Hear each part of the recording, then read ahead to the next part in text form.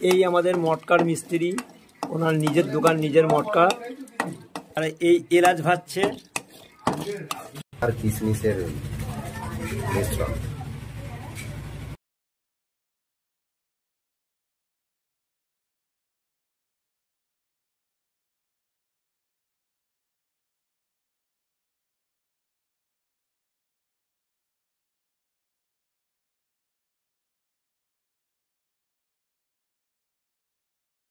কাজু আর এমনি বাদাম, এলাচ এর মিশ্রণ। কাস্টার গোলা হচ্ছে মটকার জন্য। বাদাম ভাজা হচ্ছে মটকার জন্য।